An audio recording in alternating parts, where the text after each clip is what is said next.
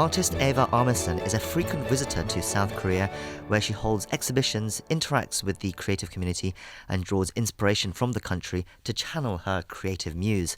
Her paintings, which often feature heartwarming images of family, love, and togetherness, enjoyed wide popularity in South Korea and across the world. Eva joins us today to talk about her largest ever exhibition, which will be featured at the Cheonan Art Center beginning May 3rd. Welcome, Eva. Thank you. So it's great to have you on this show. You've just wrapped up your sole leg of this exhibition called Home, and it was at this whole art centre. Some 150 of your pieces were on display, including paintings and sculptures, and they were on display across 8 rooms, decorated around the theme of home. Now, it was widely popular, attracting over 200,000 people in nearly its 4-month run. And the exhibition has now moved to Cheonan. I mean, what do you hope people take away from your exhibition? And what did you feel when you started this? Well, it's been everything really moving to me because, as you said, it's the biggest exhibition I have done since now. And when I started to think how to organize it, I could not dream that so many people would go and visit it, really. So I hope that they have, first of all, a nice time and that they enjoy. And for me, painting has a lot to do with emotion, and I paint because I want to fix what it moves me, basically, to in a way to keep it forever, in a selfish way. And when I see that I can deliver that message to the audience, then I feel like the circle closes and everything is complete, you know. So yes, have a nice time when they visit it, and I would like to deliver emotion. That will be my main aim.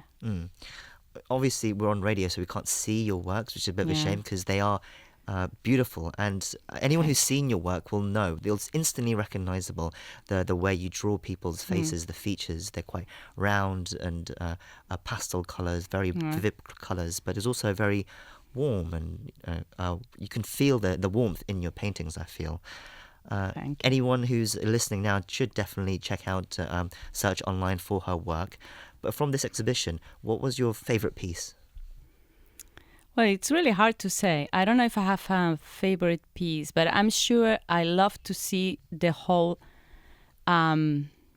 installation. Because when you have the opportunity to explain something with so much space, with so many techniques, and also it's going from different times in my life as an artist, so you can see paintings or etchings or drawings or sculptures, also some ceramic pieces, but they kind of start in the 90s, and then you see a little bit different ways of my work. So I'm more...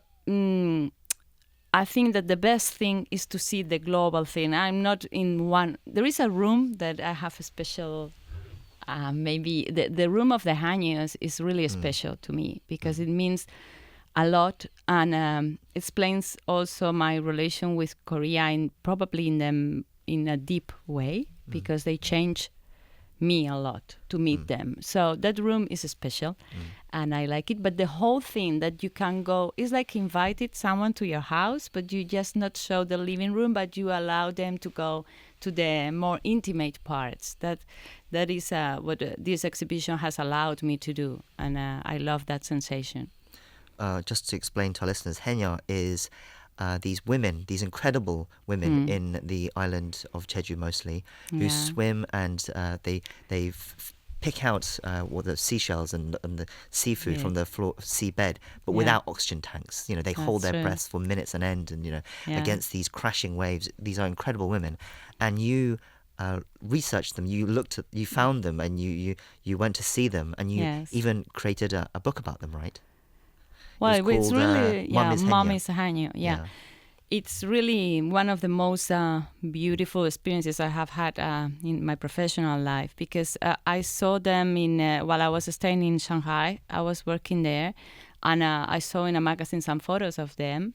And I was completely shocked by their image because I found it so strong. And they looked to me like first impression was like wild animals to me. You know that the faces, everything, the clothes, everything was really like extremely appealing to me. And then I told to my sister, we need to go to Jeju Island. I want to see them diving. I want to meet these women.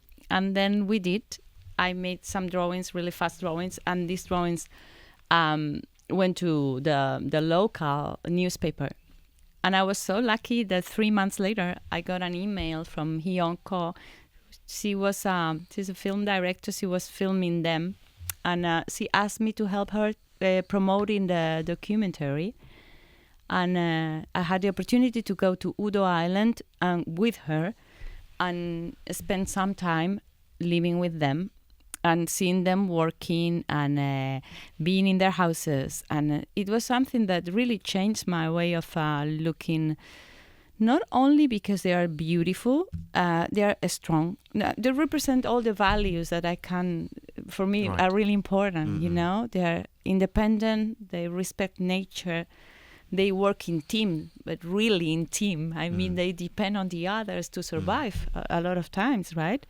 Because it's dangerous work. Yeah, really dangerous. And I'm brave. And I have heard always that it was really hard. And I was expecting to get some sad feeling about them. But it was curious because I got just the opposite. I got a really energetic feeling from them. And I had my best time. We could laugh, we could cry, we could do anything.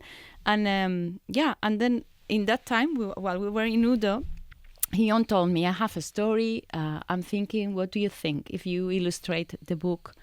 And then that's how appeared Mom is a Hanyu. And in the exhibition in home, we have all the original illustrations of the book. And after, there is a short film that she did of when I was in Jeju, in Udo, and also an animation of the book. So it's like really nice to see. I think your work with the Haenyeo kind of represents that connection you have with Korea, because you're an internationally renowned artist, but you have, I think, a special connection with Korea for some reason. I do. With the Korean people as well, really connect to your work. How often do you come to Korea now? Well, every time, more often, really. You come like many times a year, don't you? Yes.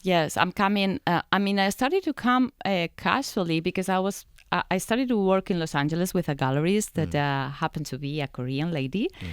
Mei Chung. And then she told me 10 years ago, we are going to try. I was showing my work in California with her, and she told me, let's go to Korea and let's see what happens with Korean audience. That was 10 years ago. I came for an art fair in COEX here in Seoul, and it was immediate connection. I don't know why. I still don't know why, but I'm really, really happy that that happened because I feel really well here. It's strange. I cannot speak Korean, but it's like a sense of a connection. I don't know. I think I heard in a different interview that you come here like 10 times a year almost? Something No, like that? not 10 that much? times. Okay. No. No, but I don't know, like 5 times maybe. Yeah, 5 Wow, times a still- year. That's a lot. That's still quite a lot. Yeah. A lot. You must have thought about why this connection with Koreans, though. You've written, of course, the Haenyeo book, but you've also written some other books, I understand, as well, right? Yeah. What do Hanyu Korean- book I didn't write. Well, I of course, illustrate. illustrate, yes. What have Korean people told you about your work? Why they feel their connection with it? Well, as I told you, it's really moving because I see that people connect. They tell me a lot of different things, but this I think the most they tell me is that they made them feel happy. The paintings, and they connect with childhood, or they connect with feelings that it was long ago that they could not connect. And and that's really beautiful because it's also the reason why I paint. So it's I suppose we are not so different, right? Our culture, of course, is completely different, but at the end we all have that things that move us that are not so different. Is that where you get your inspiration from, those kind of emotions? Yes. I started painting because I was a shy girl, and it was easier to me to explain the things drawing them and than talking. And also because every time I thought that something special was going around, I wanted to keep it for myself. So I noted sometimes my paintings have almost always a sentence or some words, because sometimes I just note down the idea I have, and even I don't know how I will develop the drawing or the painting or whatever it comes out finally.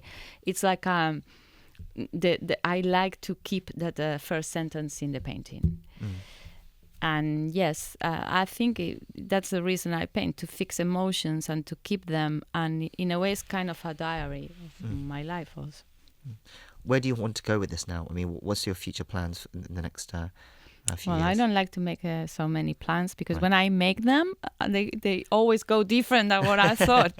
But now we opened just 3 days ago the Cheonan exhibition, and it's a really beautiful space. I'm really happy of course, it's also new for me to move such a big exhibition from one place to the other, so it needs to adapt to a new space. And I'm really happy. It works out really well in Cheonan, and it's going to be there till August 25th. And then September, we're going to move it to Daegu. And in December, it will be in Busan. So there are my plans. So a full 1-year national tour. Yeah.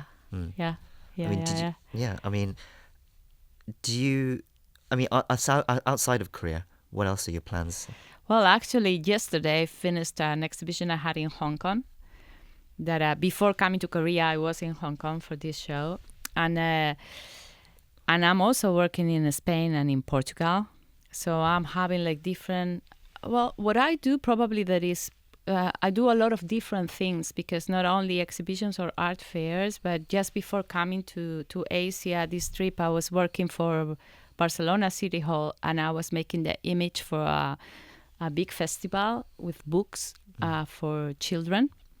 And I made all the image of that, so you could see it all over Barcelona, and I was working on that.